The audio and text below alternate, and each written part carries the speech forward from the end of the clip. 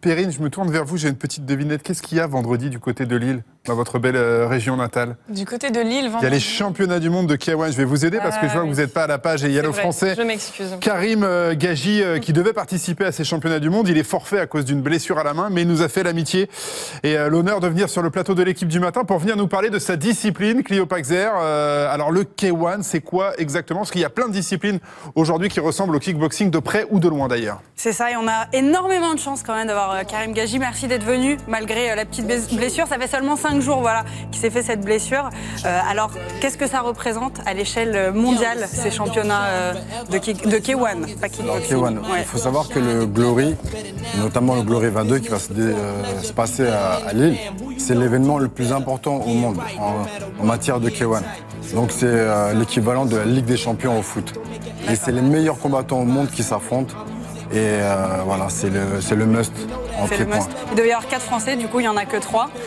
Pour ceux qui ne comprennent pas exactement, par rapport à la boxe anglaise, quelle est la différence avec Alors la différence qui différencie, c'est qu'en boxe anglaise, on a une technique de points, c'est-à-dire les directs, crochets, uppercuts.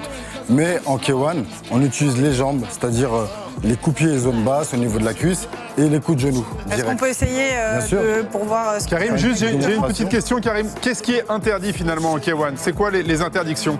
Les coups de tête. Il y a beaucoup de choses interdites. Il y a les coups de tête, c'est vrai, de mordre. De toute façon, on a un protège-dents, donc voilà. De mordre. Mais sinon, c'est vraiment réglementé et c'est sécurisé. C'est une boxe explosive et artistique dans le sens où on a le droit de faire des choses aériennes comme des coups de genoux sautés, etc. Et c'est vraiment explosif. Les coups de coude sont autorisés? Les coups de coude sont interdits. Ça, vous allez voir ce qui est autorisé, je vais vous le montrer tout de suite. On va faire un petit exemple. Voilà, par exemple, alors c'est le gauche, c'est ça? Gauche à 1, 2, low kick et genou. Voilà ce qui est autorisé. Pas mal quand même. C'est la base du K1.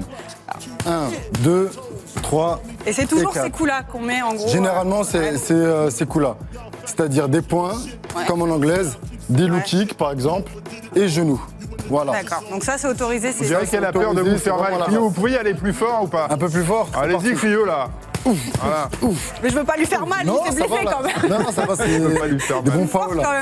Alors comment Karim vous entraînez avant un gros championnat? Avant, surtout un événement pareil, je m'entraîne beaucoup, c'est-à-dire 2 à 3 fois par jour. Le matin, c'est cardio, c'est piste, course, fractionné, aussi beaucoup de circuit training pour le physique, c'est très important, surtout pour le K1. Et l'après-midi, c'est technique de poids, comme on vient de faire par exemple, la même chose. Et des entraînements de combat avec des casques pour répéter un peu ce qu'on a travaillé auparavant. D'accord, merci beaucoup.